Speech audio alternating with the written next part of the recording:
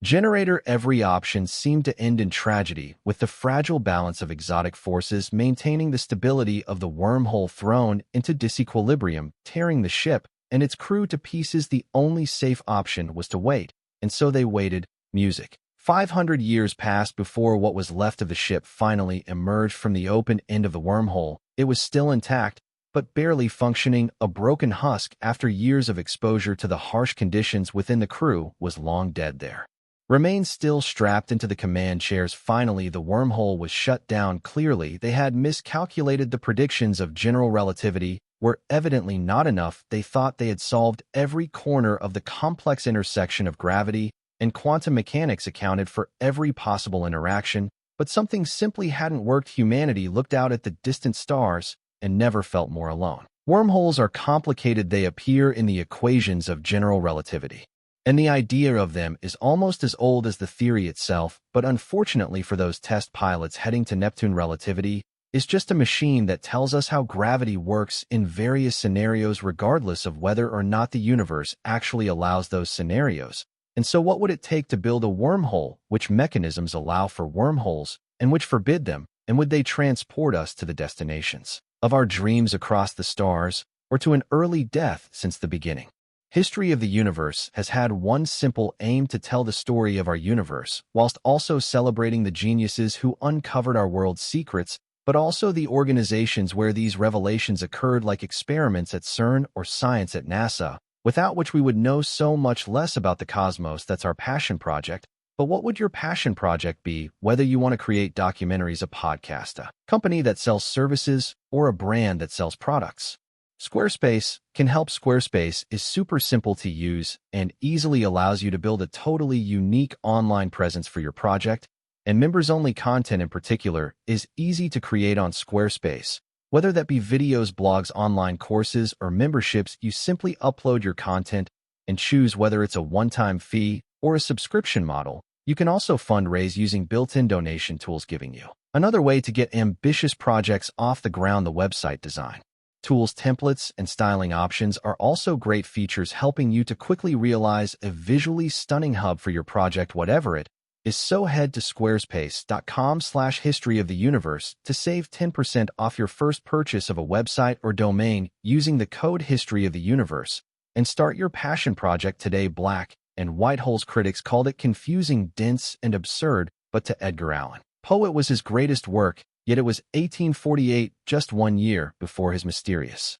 death. Having struggled as a professional writer throughout much of his life, his recent success from The Raven had been a welcome financial reprieve, which he took advantage of to compose what he viewed as his masterpiece, what he called the one great purpose in my literary life. Its title was Eureka. The text is expansive, and today little attention is paid to it, especially compared to his much more famous poems, but some statements in its tangled mass still stand out as oddly prescient. For about two-thirds of the way through the text, in the middle of a section where Poe discusses the expanses of interstellar space, he declares almost out of nowhere that space and duration are one. In Poe's eyes, space and time were the same. Working nearly a century later, Albert Einstein had no idea that in some sense he was recapitulating the thoughts of a long-dead New England poet, but that is exactly what he ended up doing. It was 1905, a year which would become known as Einstein's Annus Mirabilis, a year of miracles. In that single year, Einstein published 5 papers, each one with huge implications for our reality,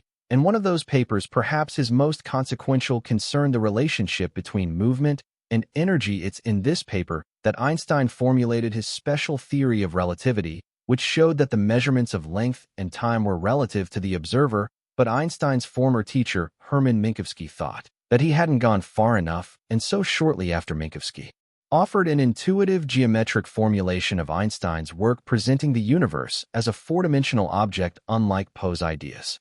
However, this new space-time did not mean that space and time were identical. Instead, they were different facets of a single unified entity. But Einstein would learn from his teacher once more and quickly adopted this new idea, using it to make one more gigantic leap in human imagination. In 1915, Einstein unleashed into the unsuspecting world a general theory of relativity in the language of general relativity. Space-time isn't static, it responds to the presence of matter and energy, the unified fabric of space-time bends and warps due to matter's influence. And in return, that bending of space-time influences the motion of matter. Indeed, years later, famed physicist John Wheeler would sum it all up with the simple phrase, "Matter tells space how to curve, and space tells matter how to move."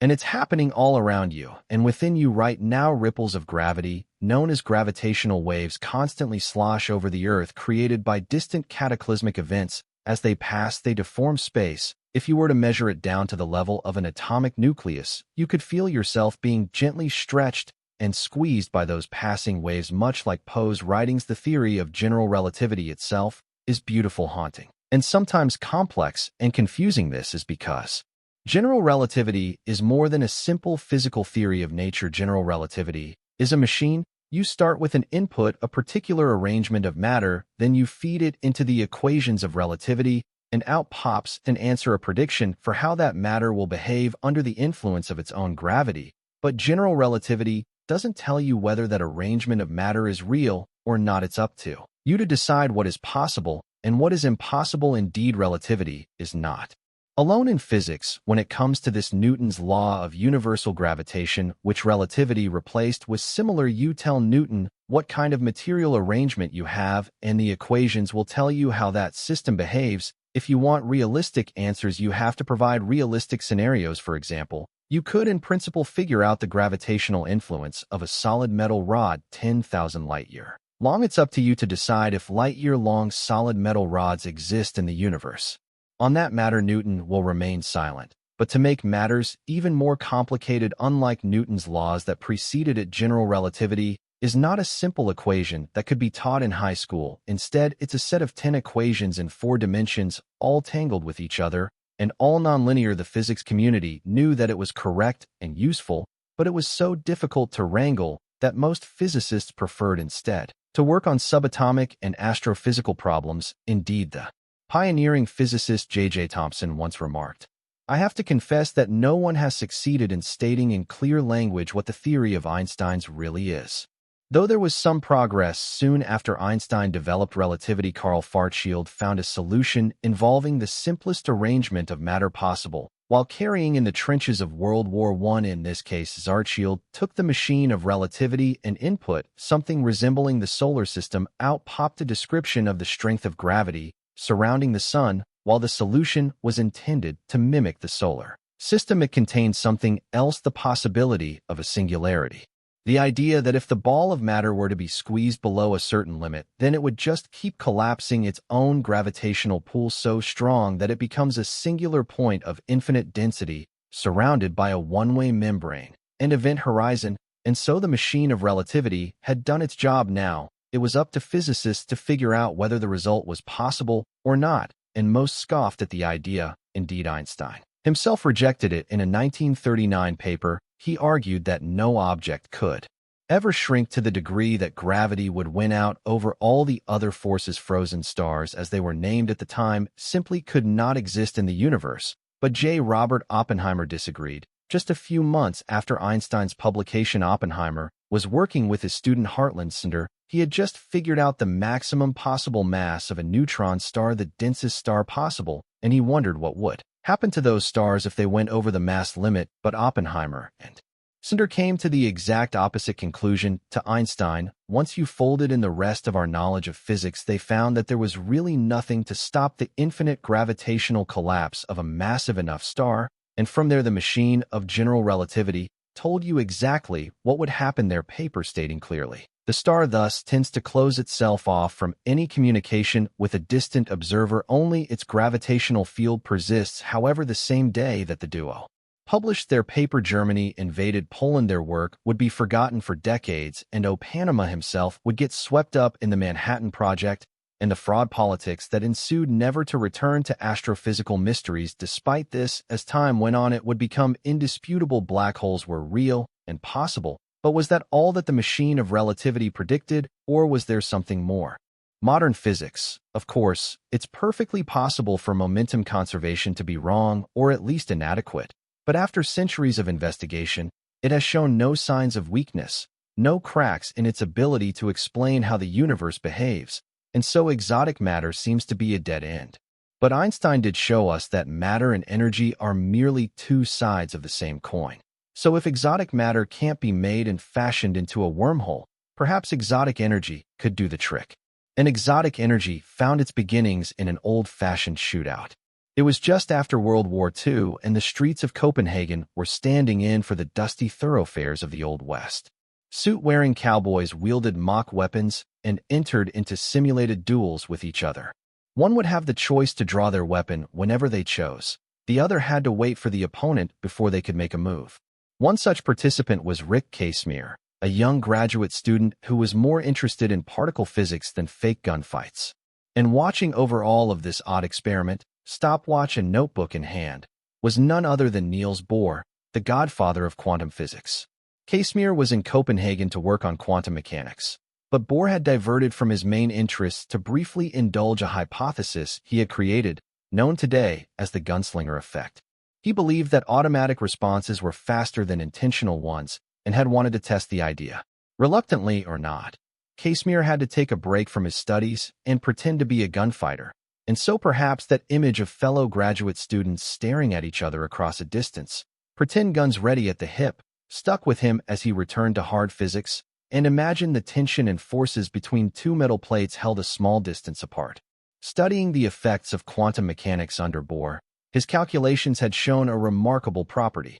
With nothing between two metal plates at all, they would spontaneously move towards each other, as if willed together by an invisible new force. But this would turn out to be no new force of nature. It was instead an artifact of quantum mechanics. Quantum mechanics does not envision a universe full of particles. Instead, it sees fields that occupy all of space and time. They are everywhere. These fields are full of vibrations constantly fizzling in and out of existence. Sometimes these vibrations take on more substance and travel. This is what we call a particle, but most simply disappear before they can be noticed by the wider cosmos. And there are, in fact, infinitely many vibrations occurring all throughout the expanse of the universe. However, between the plates, those vibrations are restricted. Through careful calculations, Casimir was able to show that the difference in vibrations outside and inside of the plates led to a gentle push, a force that would impel the plates to come together. And since the region inside the plates had less energy than the average energy of the vacuum, it could be said that the Casimir effect, which was named in his honor, is an expression of negative energy.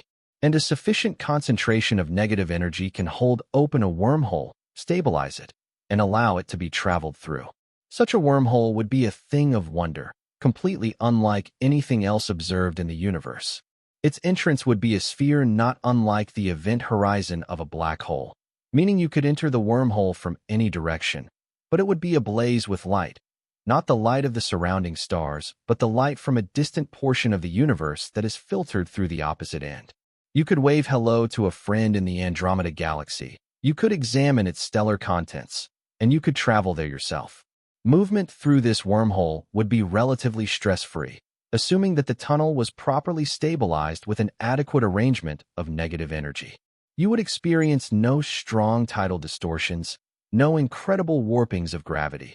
Although your view of the outside universe would be highly distorted due to the unique geometry of the wormhole tunnel, but you would pass through unscathed, skipping tens, hundreds, millions of light years without a hitch. At least in principle. For once again, things are not quite as straightforward as they seem. We have laws of physics like the general theory of relativity, but usually the maths within these laws has much broader scope than just our physical universe. For example, some solutions to relativity are permitted in our universe, like black holes, while others, like white holes, are not. And so, to help navigate this, over the decades physicists have developed a set of rules to guide which solutions are permitted and which are not. These rules are called energy conditions.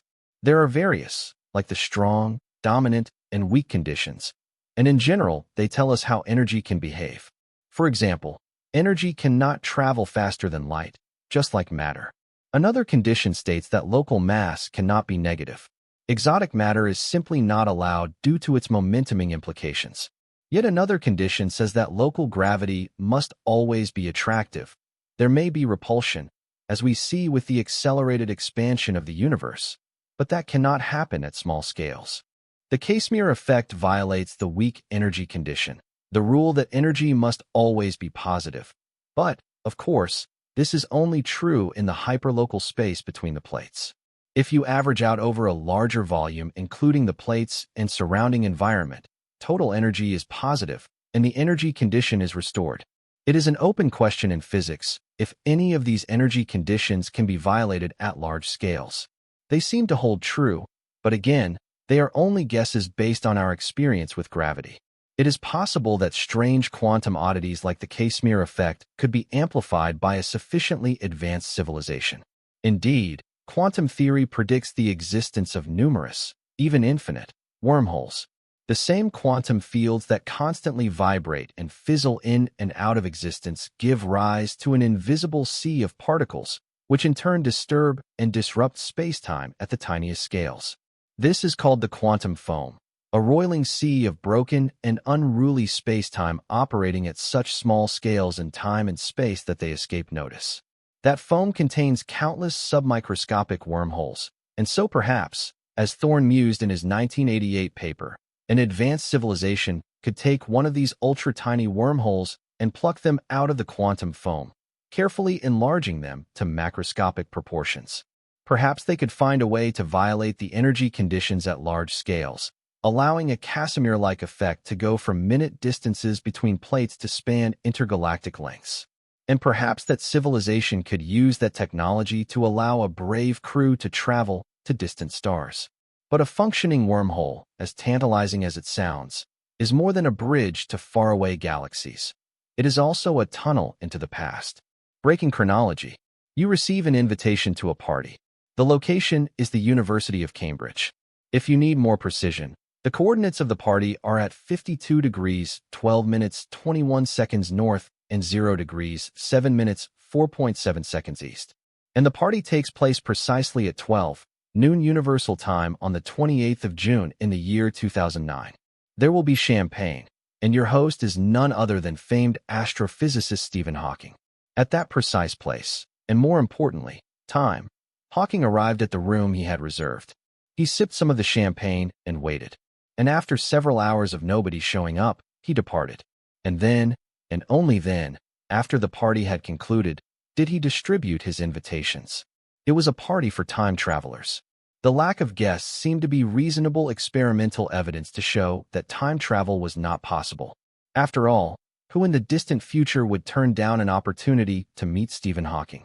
But Hawking himself was not totally dissuaded.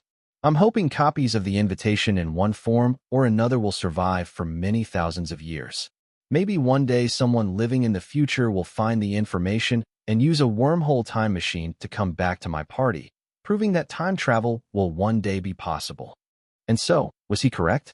Could wormholes hold the key to time travel? As far as we can observe, time travel into the past is impossible. And yet, once again, the machine of relativity seems to throw a spanner in the works, as its equations permit it. Let's assume that our knowledge of physics advances from its present state, and we discover a way to violate the energy conditions and construct a working traversable wormhole held open by exotic matter or negative energy. You build your device and bounce between the stars faster than light.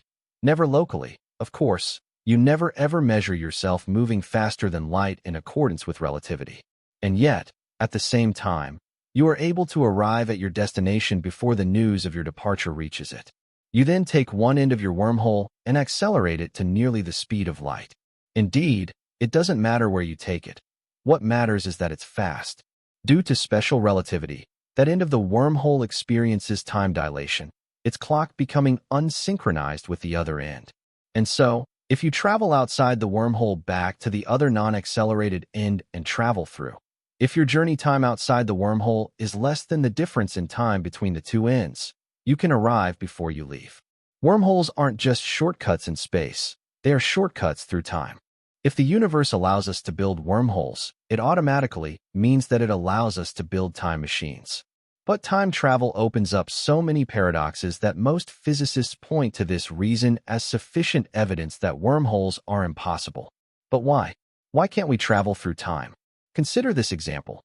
You have a machine that creates a wormhole. You can turn the wormhole on. You can also turn the wormhole off. So you turn the wormhole on and travel into the past. Then you turn the wormhole off, or you detonate a bomb and destroy the entire wormhole-making machine entirely. But if the wormhole is off or destroyed, how are you able to travel into the past to turn it off? This is just one example of the myriad paradoxes inherent to time travel. And so, anyone who has deeply studied wormholes has been forced to confront the difficulties of time travel and concoct solutions around it. Novikov himself, the father of white holes, created the self-consistency principle. He suggested that perhaps time travel is allowed, but only in certain limited cases where the past remains unchanged. For example, you throw an asteroid towards the entrance of a wormhole, but at the last minute, just before entering, another asteroid comes flying in, knocking yours off course. It still flies into the wormhole, but at a trajectory you did not anticipate. The asteroid travels through the wormhole and emerges out the other end in its own past only to collide with itself just before entering the wormhole. And so, the history of the universe remains consistent with the past unchanged. Some unknown mechanism prevents the past from being altered. But other physicists rejected the idea of time travel altogether. Indeed, in a 1992 paper, Stephen Hawking himself said, "It seems that there is a chronology protection agency which prevents the appearance of closed time-like curves and so makes the universe safe for historians." Hawking's chronology protection conjecture states flatly that time travel is forbidden. Instead of trying to find a way to allow wormholes, and thus time travel, to exist, we should instead use the information provided that time travel appears to be forbidden as a guide to building an improved theory of quantum gravity. And yet still, that is not quite the end of it. For perhaps wormholes are not tunnels into the past, but bridges to entirely different universes. In the many worlds interpretation of quantum mechanics, espoused by Hugh Everett, every quantum interaction leads to a branching multiverse. For example, if we perform an experiment that has a 50-50 chance between two outcomes, one universe with one set of views measures one result, while another universe with another set of views measures the other result. This interpretation of quantum mechanics has many flaws, but is not definitively ruled out by any experiment, and it opens up the possibility that wormholes could allow us to travel to the other branches of the infinitely expanding and splitting quantum tree. Following this logic, perhaps there is a universe out there in the many worlds where revelers from the future did arrive at Hawking's party. In their universe, Hawking's party was always a success. In ours, always a failure. Hawking's chronology protection conjecture holds, and time travel is still allowed. And so, the presence of wormholes in the equations of general relativity opens up a whole range of intriguing, tantalizing possibilities. The ability to leapfrog amongst the stars, the capacity to jump into our own pasts. Perhaps wormholes are forbidden by some yet-to-be-known laws of gravity. Perhaps they are allowed but contain hidden flaws and hidden traps. Or perhaps they are just too slow.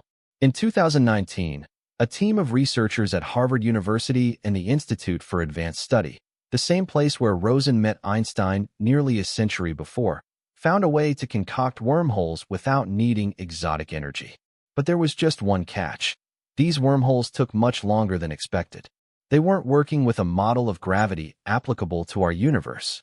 Instead, they were focused on a special sort of space-time that only has two spatial dimensions and one of time. Surprisingly, this wormhole requires no exotic matter to stabilize it.